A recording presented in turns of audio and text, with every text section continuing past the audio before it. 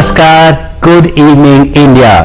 भारतीय financial year की बात करें तो वो 1 अप्रैल से शुरू होता है और 31 मार्च को खत्म होता है। आज 31 मार्च 2015 है। फाइनेंशियल ईयर 14-15 का आज समापन हो जाएगा। तो जो भी एसएससीज हैं, टैक्स पेयर हैं या जिसे रिफंड चाहिए, उसके लिए आज की तारीख बहुत महत्वपूर्ण है।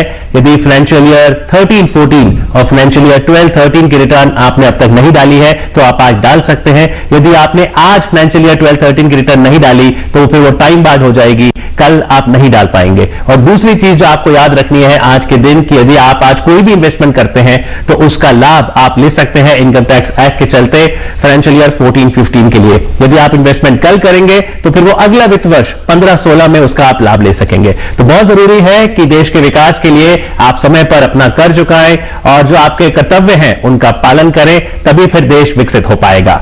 और ऐसी जानकारी साथ ही मनोरंजन आप तक पहुंचाने के लिए मीडिया एक सशक्त माध्यम है। मीडिया स्टडीज की आज गुड इवनिंग इंडिया में सबसे पहले बातचीत करेंगे क्या करियर ऑप्शन है खासतौर पर युवाओं के लिए। इस पर बातचीत के लिए इस समय गुड इवनिंग इंडिया में हमारे साथ 2 खास मेहमान हैं। स्वागत कीजिए प्रोफेसर दुर्गेश त्रिपाठी का। आप गुरु गोविंद सिंह इंद्रप्रस्थ यूनिवर्सिटी से हैं। आपका स्वागत है प्रोफेसर। जी नमस्कार। नमस्कार जी। और साथ ही हम स्वागत करना चाहेंगे इंद्रजीत सिंह जी का। आप मीडिया कोऑर्डिनेटर हैं national institute of media schooling से। आपका भी स्वागत है। प्रोफेसर साहब, आपसे शुरू करते हैं। मीडिया स्टडीज का दायरा बहुत बड़ा है, तो क्या क्या आता है इसके अंतर्गत? अभी हम लोग बात करें जहां तक प्रोफेशनल फील्ड की बात है तो मीडिया का फील्ड वर्तमान समय में यदि कहा जाए तो ऐसा कोई भी क्षेत्र मुझे नहीं दिखता जहां पे मास कम्युनिकेशन या मीडिया स्टडीज से रिलेटेड कोई एक्टिविटीज नहीं हो रही हो। जैसे यदि हम बात करें 21st सेंचुरी में तो वर्तमान समय में हम देखते हैं सूचना प्रौद्योगिकी का या कह सकते हैं इंफॉर्मेशन टेक्नोलॉजी का बहुत जोर है। तो हमारे यहाँ यदि बात करें मास कम्युनिकेशन में उसके क्या कैरियर ऑप्शंस हैं तो निश्चित रूप से new media, cyber media technologies के रूप में, साइबर मीडिया के रूप में, साइबर मीडिया जर्नलिज्म के रूप में हमारे पास बहुत सारे इस तरह के कैरियर ऑप्शंस हैं जिसको ऑप्ट करके हमारा यूथ, हमारा स्टूडेंट अपने कैरियर को बहुत अच्छा बना सकता है। जी, और इसके साथ साथ जब मीडिया स्टडीज की बात हो और वहां पर वोकेशनल ट्रेनिंग की बात यानी डिस्टेंस एजुकेशन, तो क्या अब ये भी संभव है? हाँ, बिल्कुल संभव। और जैसे कि आपने बात की कि हम रिटर्न भरते हैं, तो अगर हम शिक्षा की बात करें, कोई भी व्यक्ति शिक्षित होता है तो चाहता है कि हम आगे रोजगार कर पाएं, उससे हम अपने लिए कुछ पैसे कमा पाएं, तभी हम रिटर्न भर पाएंगे। तो व्यवसायिक प्रशिक्षण अगर किसी व्यक्ति को दिया जाता है, युवाओं को दिया जाता है, उससे वो सक्षम होते हैं अपना कैरियर बनाने में। और इसी के अंतर्गत NIVS एक ऐसी संस्था है मानव संसाधन विकास मंत्रालय की जो कि एक आगे बढ़ के काम करती है, 100 से अधिक कोर्सों का संचालन करती है जिसमें मीडिया के कई कोर्सेज प्रमुख हैं। और अभी हाल फिलहाल में ही हमने कॉमनवेल्थ ऑफ लर्निंग और समका के साथ मिलकर के साउंड असिस्टेंट का एक कोर्स तैयार किया है जो कि ग्लोबली हम ऑनलाइन इसको डिलीवर करेंगे।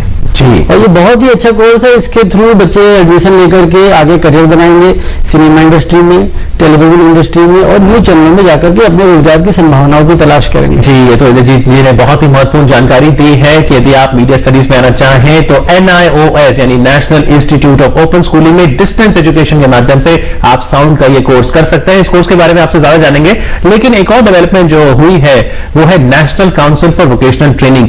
ये क्या है प्रोफेसर दुर्गेश, NCVT? अमित भाई, इसको मैं बताऊं कि ये वर्तमान समय में जैसा आप सब जानते हैं कि हमारे देश में विश्व के यदि कहा जाए कि सर्वाधिक के नंबर्स की यदि हम बात करें तो लगभग हम लोग आसपास हैं कि हमारे देश में सबसे ज्यादा युवा और छात्र हैं। अच्छा, इस युवा छात्र की ज्यादा संख्या के होने के पॉजिटिव भी चीजें हैं और नेगेटिव भी हैं।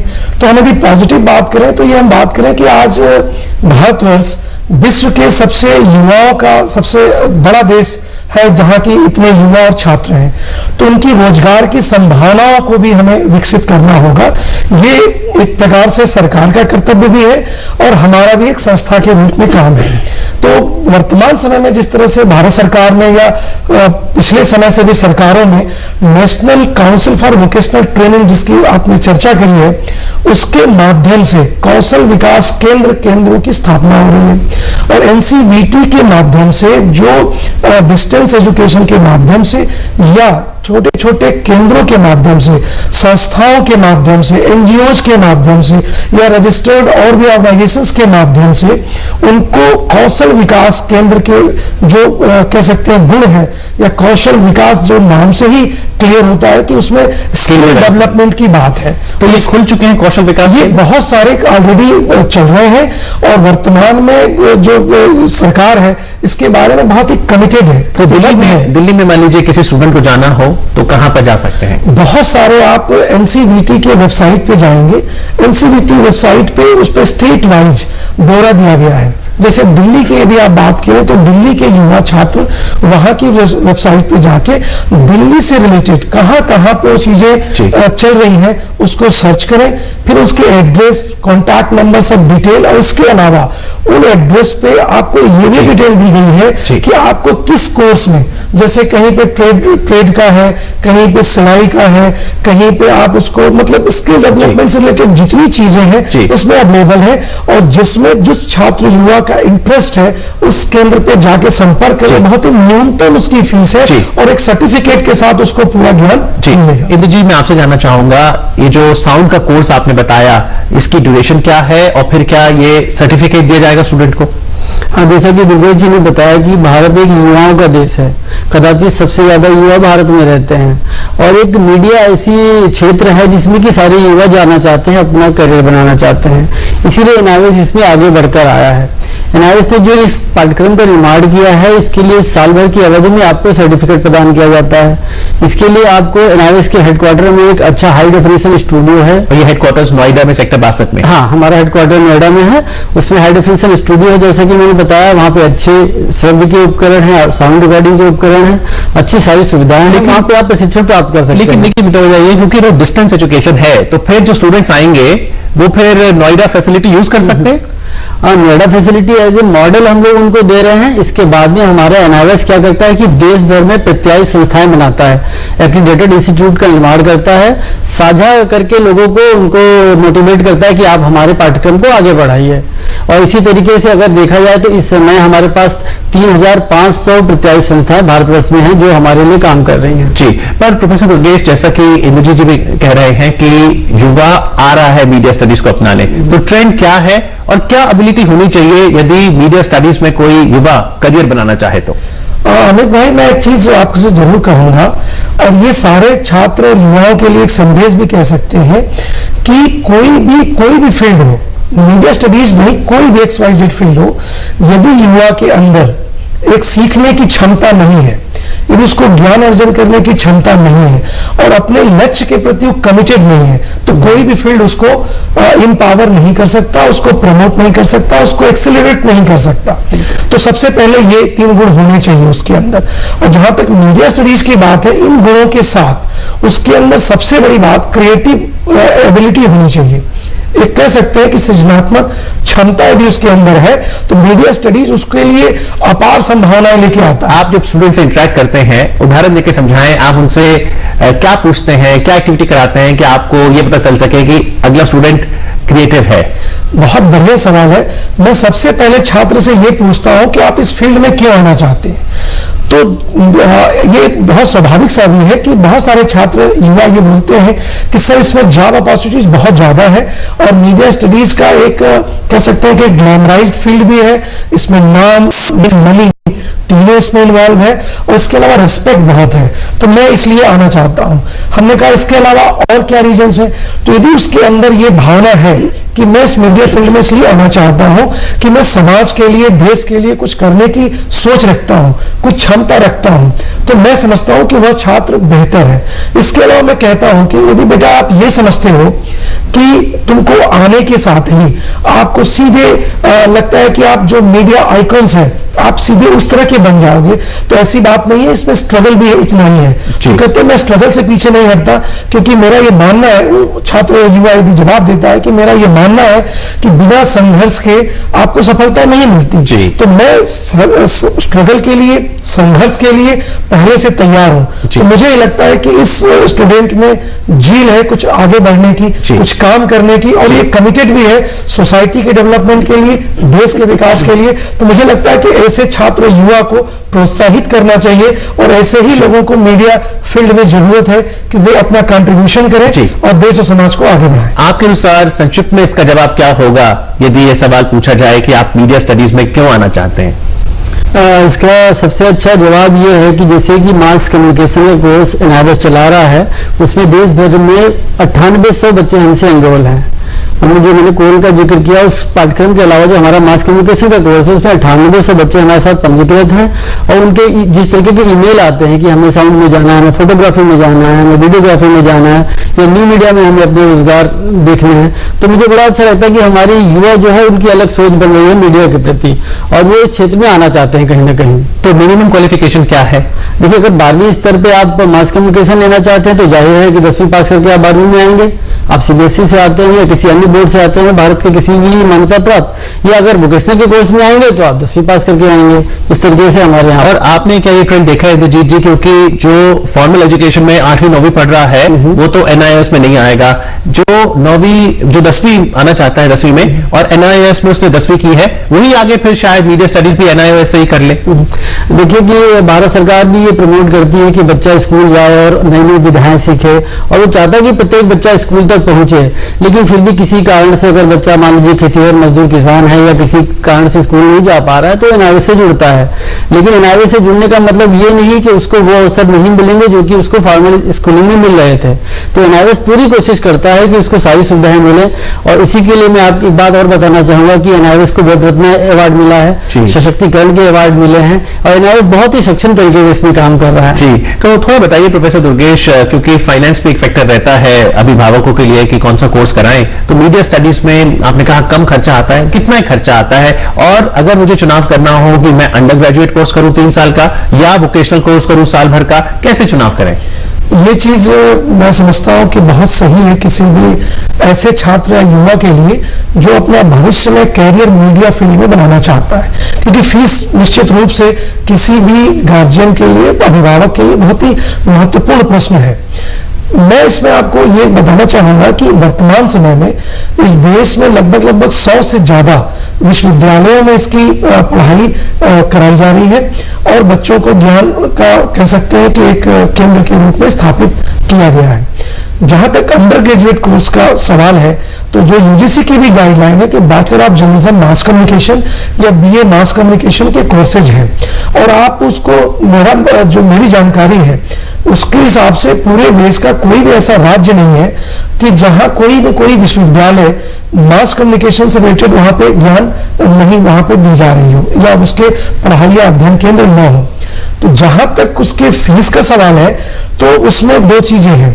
जैसे सरकारी जो विश्वविद्यालय हैं, सरकारी जो महाविद्यालय हैं, उनकी फीस निश्चित रूप से चूंकि समाज के सभी वर्गों को ध्यान में रखकर उसको बनाई जाती है या उसको फॉर्म किया जाता है, तो जो मेरी जानकारी है 2000 से 3000 रुपए से लेके, और यदि प्राइवेट इंस्टीट्यूट्स हैं जैसे कि भारत सरकार के अलावा भी इस देश में बहुत सारे प्राइवेट जो संस्थान हैं वे भी जो मीडिया स्टडीज के कोर्सेज को वे लोग चला रहे हैं, तो वहां पे मेरी जो जानकारी है उसमें 60,000, 1 लाख रुपए, 1 लाख रुपए पर ईयर फीस है, पर ईयर 60,000 जी, और 2,000 रुपए भी है, 2,000 भी है, 2,000 भी है और 1 से 1.5 लाख रुपए भी है जी। अब ये स्टूडेंट का चुनना है कि वह किस विश्वविद्यालय से ले, और मैं बात इसमें जोड़ूंगा जिसमें मैं एक चीज और क्लियर करूंगा, छात्र युवा, चूंकि पब्लिक ब्रॉडकास्टर के रूप में दूरदर्शन सबसे इंपॉर्टेंट जन माध्यम है, तो बहुत सारे इसकी बहुत रीच और एक्सेस है हमारे दूरदर्शन की।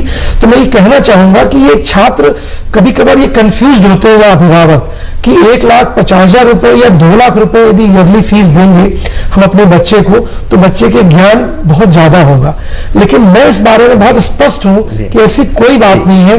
2,000 रुपए देके किसी भी गवर्नमेंट के यूनिवर्सिटीज में यदि बच्चा ज्ञान प्राप्त करता है तो उसको हमारे ही जैसे अध्यापक उसको ज्ञान देते हैं, अच्छे हमसे भी अच्छे अध्यापक उनको ज्ञान देते हैं, प्रैक्टिकल ट्रेनिंग होती है और पूरा ही ज्ञान पूरा ही नॉलेज इम्पार्ट किया जाता है, जो प्राइवेट इंस्टीट्यूशन है सिस्टम में। यही मेरा अगला सवाल था कि जो डिस्टेंस एजुकेशन में अध्यापक है वो कैसे प्रैक्टिकल फिर ट्रेनिंग दे पाते हैं, क्योंकि मीडिया स्टडीज की अगर बात करें इसमें प्रैक्टिकल कंपोनेंट बहुत जरूरी है, तो डिस्टेंस एजुकेशन में आप कैसे करते हैं वो?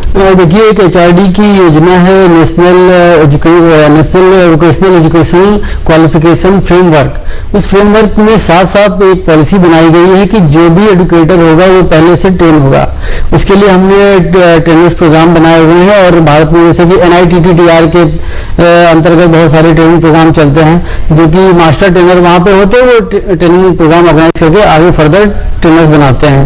वो ट्रेनर्स जाके के नीचे रिमोट एरियाज में अपनी ट्रेनिंग देकर के उनको डेवलप करते हैं। इसी पॉलिसी को अडॉप्ट करके NIOS भी काम करता है कि हेडक्वार्टर के थ्रू हम नीचे रिमोट एरिया में जाकर के अपना सिस्टम पूरा बनाते हैं और ट्रेनिंग देते हैं। जी, प्रोफेसर दुर्गेश, मैं आपसे एक ट्रिकी सवाल पूछना चाहूंगा। मान लीजिए आप इंटरव्यूअर हैं और एक विद्यार्थी आता है IP यूनिवर्सिटी से पढ़ के रेगुलर कोर्स करके, एक NIOS से वोकेशनल कोर्स, आप किसको प्राथमिकता देंगे?